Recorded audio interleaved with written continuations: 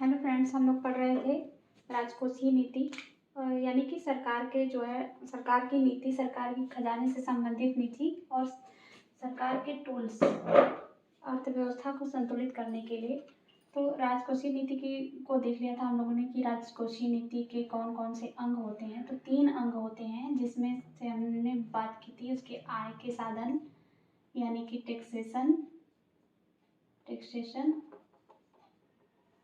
इसके बाद व्यय और इसके बाद ऋण, सार्वजनिक ऋण, सार्वजनिक व्यय और टैक्सेशन। ये 3 हम लोगों ने देखा था राजकोषीय नीति के अंग। अब हम देखेंगे कि राजकोषीय नीति का उद्देश्य क्या होता है। तो उद्देश्य तो आप लोगों को क्लियर ही है, क्योंकि आरबीआई का उद्देश्य क्या था? अर्थव्यवस्था में संतुलन बनाना। तो मेन उद्देश्य राजकोषीय नीति का भी यही है कि अर्थव्यवस्था में संतुलन बनाए रखना। अब अर्थव्यवस्था में संतुलन बनाए रखने के लिए इसको क्या क्या करना होगा, किस तरफ ध्यान देना होगा, उसको हम देखेंगे। तो इसका उद्देश्य है पूर्ण रोजगार की स्थिति को बनाए रखना, यानी कि अर्थव्यवस्था में पूर्ण रोजगार की स्थिति को बनाए रखना। ठीक। दूसरा उद्देश्य है कीमत स्थिरता, यानी कि मूल्य स्तर को, प्राइस स्टेबिलिटी को, मूल्य स्तर को स्थिर रखना। पिछली वीडियो में हम लोगों ने कीमत स्थिरता की बात की थी कि कीमत स्थिरता क्या होता है। यदि नहीं जानते हैं कि कीमत स्थिरता क्या होता है तो पिछली वाली वीडियो में आप देख सकते हैं। अर्थव्यवस्था की वृद्धि दर को बनाए रखना, यानी कि जीडीपी ग्रोथ रेट को मतलब ऊपर लेके जाना, अर्थव्यवस्था की वृद्धि दर को बनाए रखना, अर्थव्यवस्था में संतुलन भी स्थापित करना और अपने विकास को भी बनाए रखना राजकोषीय नीति का उद्देश्य है। भुगतान संतुलन, यानी कि बैलेंस ऑफ पेमेंट, यहाँ पे होगा बैलेंस ऑफ पेमेंट, यानी कि बीओपी को संतुलित बनाए रखना। भुगतान संतुलन क्या है हम लोग पढ़ेंगे, एक अच्छा सा टॉपिक है, इसको पढ़ेंगे डिटेल में। अभी फिलहाल हम लोग समझ लेते हैं कि अंतर्राष्ट्रीय जो बाजार होता है, अंतर्राष्ट्रीय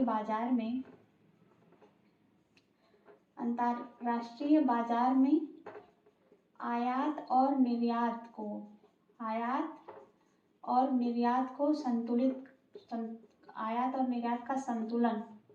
का संतुलन ही बीओपी होता है, यानी कि भुगतान संतुलन होता है। ये भुगतान संतुलन इसे कहेंगे। तो अंतर्राष्ट्रीय बाजार में आयात और निर्यात का संतुलन ही भुगतान संतुलन। तो भुगतान संतुलन को संतुलित बनाए रखने के लिए भी राजकोषीय नीति का उद्देश्य है। और आय और धन की असमानताओं को कम करना, यानी कि समाज में जो आय की असमानता है, गरीबी और अमीरी का जो दौर है, उसकी उस असमानता को कैसे कम किया जाए, ये भी इसका उद्देश्य है। इसके अंतर्गत जो है टैक्सेशन आ जाएगा और सरकारी योजना, जैसे टैक्स आ जाएगा, टैक्स कर हो जाएगा।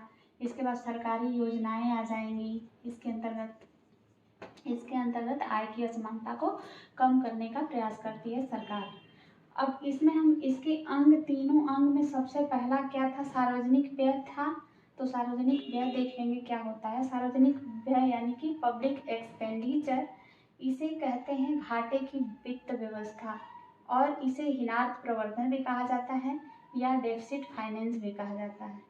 सार्वजनिक व्यय का मतलब होता है सरकार के द्वारा किया गया व्यय, यानी कि सार्वजनिक व्यय। अब सार्वजनिक व्यय का उद्देश्य क्या होता है? तो उद्देश्य वही होता है अर्थव्यवस्था में संतुलन बनाए रखना और आर्थिक विकास संभव हो ऐसे कार्य करना जिससे आर्थिक विकास जो है तेजी से हो। अर्थव्यवस्था में असंतुलन कैसे स्थापित होता है ये भी हम लोगों ने देख लिया था, लेकिन थोड़ा सा लेके चलते हैं कि अर्थव्यवस्था में असंतुलन कैसे होता है। तो असंतुलन के 2 कारण होते हैं। यदि डिमांड बढ़ जाए सप्लाई से तो प्राइस बढ़ जाती है, यानी कि मांग जब पूर्ति से बढ़ जाती है तो कीमत का बढ़ना अर्थव्यवस्था में असंतुलन स्थापित कर देता है। या फिर सप्लाई यदि बढ़ जाए डिमांड से, यानी कि पूर्ति बढ़ जाती है जब मांग से, तो भी प्राइस कम हो जाता है, यानी कि डिफ्लेशन वाली स्थिति आ जाती है, मंदी वाली स्थिति आ जाती है, तो भी ये असंतुलन का कारण होता है। अर्थव्यवस्था में संतुलन के लिए D बराबर यस होना चाहिए, ना, यानी कि डिमांड जितना है उतना सप्लाई होना चाहिए, तब तो अर्थव्यवस्था में संतुलन है। और इसी असंतुलन को दूर करने के लिए राजकोषीय नीति, यानी कि सरकार की व्यवस्था और आरबीआई के टूल्स और सरकार के टूल्स सारे मिलकर कार्य करते हैं।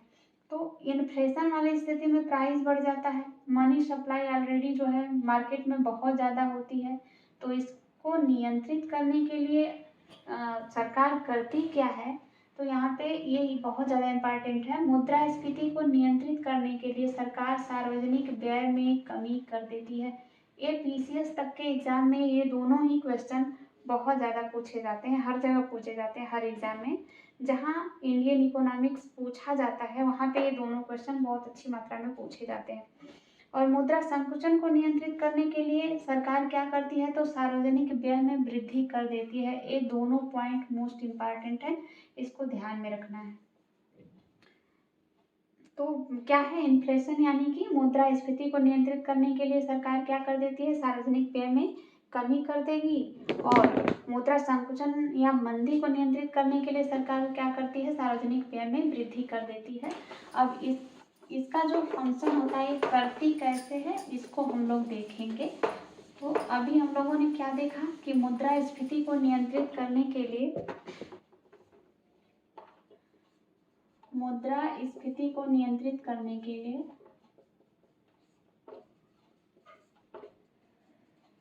स्फीति को नियंत्रित करने के लिए सरकार जो है सार्वजनिक व्यय में कमी कर देती है। सार्वजनिक व्यय में कमी कर देती है।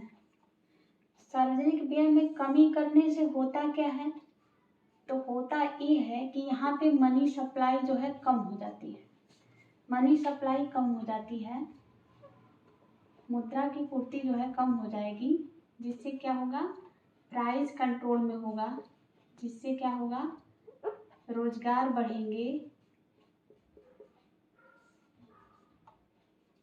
रोजगार में वृद्धि होगी और बेरोजगारी में जो है कमी होगी, बेरोजगारी में कमी हो जाएगी और यहाँ पे इन्फ्लेशन कंट्रोल हो जाएगा, कंट्रोल हो जाएगा। यदि सार्वजनिक व्यय में पहले मुद्रास्फीति वाली स्थिति, इन्फ्लेशन में क्या देखते थे हम लोग, इन्फ्लेशन वाली स्थिति में क्या होता है, यहाँ पे मनी सप्लाई ज़्यादा होती है, मनी सप्लाई बहुत ज़्यादा होती है, प्राइस भी बहुत ज़्यादा होता है, डिमांड भी बहुत ज़्यादा होता है। तो इसी को तो कंट्रोल करना है हम लोगों, तो कंट्रोल कैसे करेगी जो है सरकार, सार्वजनिक व्यय में कमी कर देगी। यदि सार्वजनिक व्यय में वृद्धि कर देती है, सपोज दैट यदि सार्वजनिक व्यय में वृद्धि करेगी तो मार्केट में बहुत ज़्यादा पैसा जाएगा, यानी कि मनी सप्लाई और ज़्यादा बढ़ जाएगी। सरकार यदि सार्वजनिक व्यय में वृद्धि कर देती है, यहाँ कमी है, वृद्धि यदि करेगी तो क्या होगा, मनी सप्लाई बहुत ज़्यादा बढ़ जाएगी। मनी सप्लाई बढ़ने की वजह से यहाँ तो मनी इन्फ्लेशन वाली स्थिति में मनी सप्लाई बढ़ा ही हुआ है, और यहाँ यदि वृद्धि कर देगी तो फिर से मनी सप्लाई में वृद्धि होगा, प्राइस में वृद्धि होगा, डिमांड में, तो इन्फ्लेशन का कंट्रोल नहीं हो पाएगा। यहाँ पे सार्वजनिक व्यय में जब कमी करती है तो मार्केट में क्या होगा, मार्केट में मनी सप्लाई कम हो जाएगी, मार्केट में कम पैसा जाएगा, पैसा कम जाएगा, मनी सप्लाई कम होगी तो प्राइस भी कम होगा, डिमांड भी कम होगा, रोजगार में वृद्धि होगा, डिमांड कम होगा, रोजगार में वृद्धि होगा और बेरोजगारी में क्या हो जाएगी, कमी हो जाएगी। और यहाँ पे इन्फ्लेशन जो है कंट्रोल हो जाता है, कंट्रोल हो जाएगा इस तरह से। इसी का ठीक उल्टा मंदी को नियंत्रित करने के लिए भी होता है।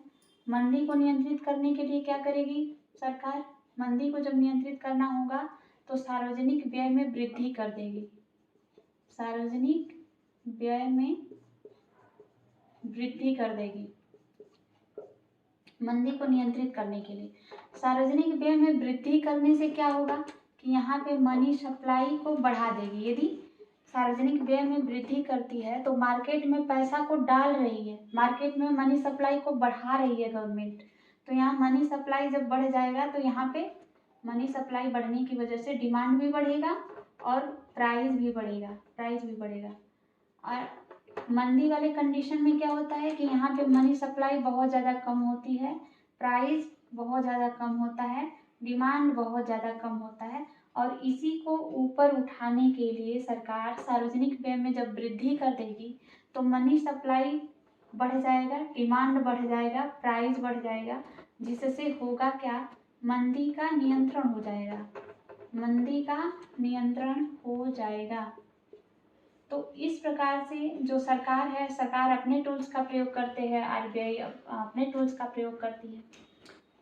और इसके आगे वाली वीडियो में इसके और भी देखेंगे कि किस किस चीज़ का प्रयोग करके जो है कैसे सरकार जो है अर्थव्यवस्था में संतुलन स्थापित करती है।